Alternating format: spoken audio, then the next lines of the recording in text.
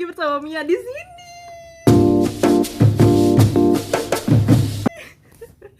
Oke, jadi hari ini kita mau bahas apa ya? Apa ya yang rame? Jadi pengen bahas nih tentang gimana sih setiap anak-anak sekarang, anak-anak muda yang lagi di masa-masa menjadi generasi sandwich. Apa sih itu generasi sandwich? Ini bukan generasi yang suka makan sandwich roti isi itu ya. Jadi ini adalah cerita kayak curhatan tentang anak-anak yang bekerja karena dia ingin membantu perekonomian keluarganya.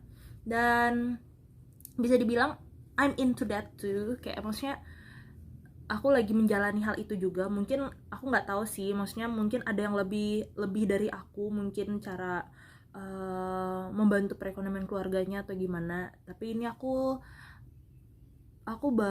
mau sharing yang dengan apa yang aku sendiri rasakan ya. Jadi ceritanya dulu nih.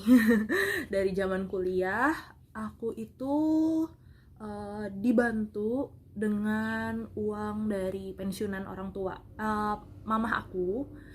Jadi mama aku kan kebetulan udah meninggal, jadi dia itu ada uang pensiunan. Nah, uang pensiunannya itu dikasih ke aku karena karena aku waktu itu masih kuliah kan, jadi masih bisa buat anak yang kuliah, jadi itu. Jadi dari uang pensiunan itu yang membantu aku buat kuliah selama di Surabaya. Bisa dibilang emang nggak banyak, dikit, tapi maksudnya ya cukup, tapi nggak banyak. Gimana tuh?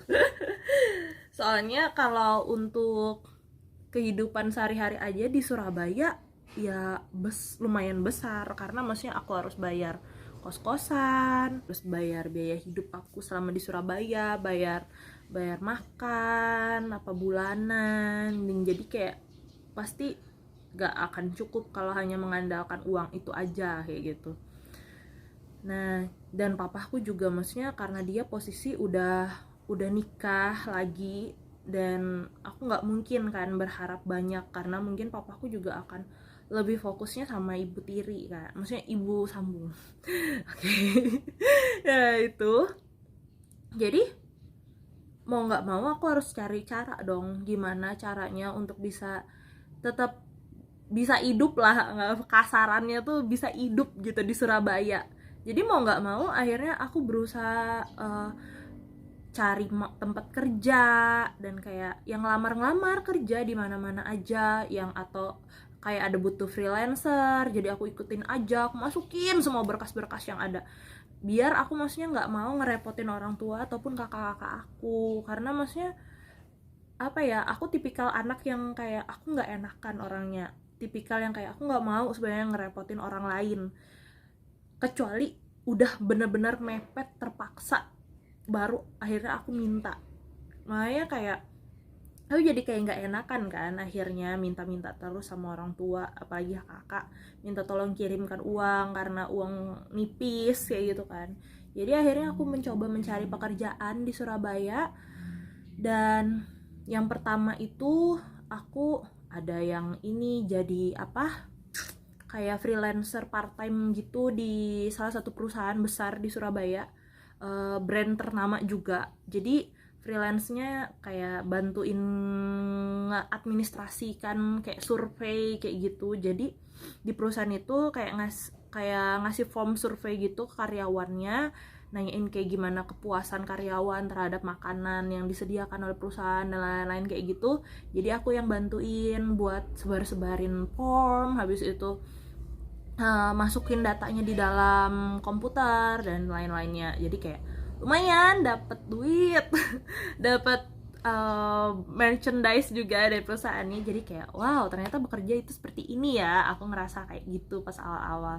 Lalu selanjutnya aku nyoba lagi part time lagi, cari-cari apa gitu yang bisa, sampai akhirnya aku dapat pekerjaan kerja di travel, salah satu travel di Surabaya juga. Di situ lumayan banyak sih pengalaman yang aku dapat, karena bisa kenal orang baru yang benar-benar di luar dari circle pertemanan aku kayak gitu kan, yang orang-orang memang asli Surabaya, bukan yang kayak kalau misalnya aku di kampus kan ya emang orang beda kota tapi ya sama-sama Kalimantannya, bisa sama-sama mungkin cara pandangnya sama, cara bahasanya juga sama, jadi kayak akhirnya kayak sama aja gitu. Tapi pas waktu kerja emang bener-bener ngerasa perbedaan yang banyak banget, karena di saat kerja bertemu dengan orang-orang yang baru, sifat-sifat yang baru, dan juga tantangan-tantangan yang baru, dan yang maksudnya kasus-kasus yang baru yang nggak pernah aku alami terjadi di saat aku bekerja. Jadi harus mengatasi masalah, atau misalnya menghadapi tamu, menghandle apa yang terjadi di pekerjaan ataupun sesama teman kerja. Jadi kayak banyak banget hal yang aku dapatkan waktu aku bekerja. Dan inti dari cerita ini adalah di saat aku udah akhirnya bisa bekerja, udah punya penghasilan sendiri, aku bisa punya uang sendiri untuk membiayai kos-kosanku, kehidupanku, dan akhirnya aku juga mencoba untuk belajar memberikan uang kepada orang tua, ngasih papa. Jadi kayak kadang bisa ngasih berapa gitu, walaupun dikit sebenarnya, cuman kayak aku bisa ngasih kayak gitu. Habis itu juga sampai akhirnya balik lagi ke Palangkaraya, aku kerja lagi, dan aku juga kadang bisa ada misalnya papa kayak butuh beli obat atau segala macam. Awalnya mungkin papa bilangnya pinjam, tapi akhirnya aku bilang ya udah nggak apa-apa, ambil aja kayak gitu.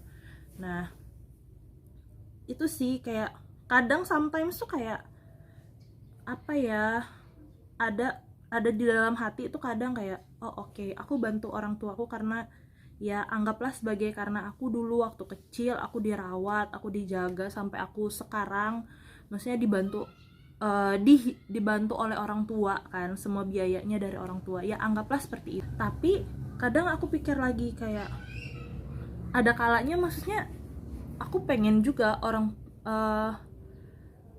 uang itu aku simpan sendiri kayak gitu loh. Kayak kok kenapa ya aku nih uangku kayak kesana kemari abis, tapi bukan buat aku. Kadang tuh juga punya pemikiran kayak gitu, kayak maksudnya kayak kok aku lagi sampai bisa punya pemikiran kayak gitu. Tapi kayak aku nyoba lagi kayak ya nggak apa-apa, maksudnya ya yang dikeluarkan oleh orang tuamu juga dulu lebih banyak daripada apa yang kamu kasih sekarang kayak gitu.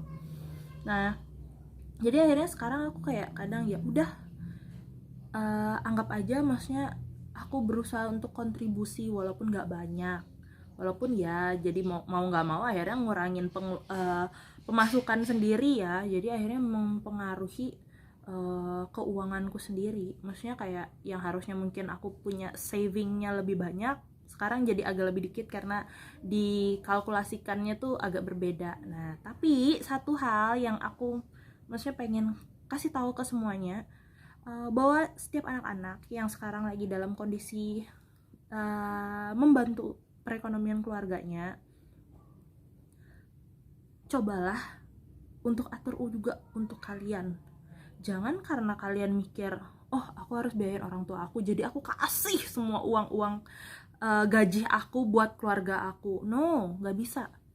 Yang ada nanti kalian sendiri loh yang maksudnya ngerasa tired, maksudnya kayak kalian bakal capek sendiri nanti akhirnya, kayak kok uang aku nggak ada ya, maksudnya kok uang aku habis lagi ya, ini pasti gara-gara aku ngirim ke orang tua aku deh, ini pasti gara-gara aku ngirim papa sih minta uang terus. Jadi kayak akhirnya kalian malah menyalahkan orang tua kalian, bukannya malah kalian dengan rela hati memberi. Padahal sebenarnya mungkin di awal kalian benar-benar sungguh-sungguh pengen ngasih ke orang tua, tapi malah ternyata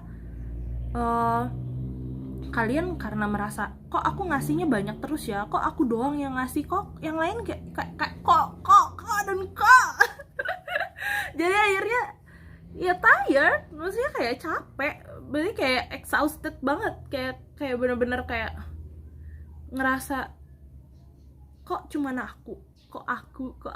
Nah itu makanya aku kayak ngerasa sampai akhirnya ini kayak maksudnya aku oke ngasih ke orang tua, tapi aku juga harus kasih batasan yang mana, maksudnya yang sekiranya berapa persen aku kasih ke orang tua, yang berapa persennya aku saving for untuk maksudnya untuk memang tabunganku sendiri, habis itu saving yang maksudnya untuk uh, kehidupan sehari-hari kayak bayar listrik, bayar air dan lain-lainnya, beli belanja bulanan atau apapun itu, dan juga saving yang memang buat aku liburan atau gimana. Jadi kayak gak semuanya kita kasih, ada juga yang buat kita.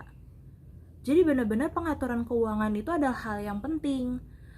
Bukan hanya kita nulis doang tanpa memikir, tapi kita di saat kita nulis keuangan kita, pengeluaran kita, pembagian keuangan kita, itu tuh benar-benar efek yang besar banget buat kehidupan kita sendiri.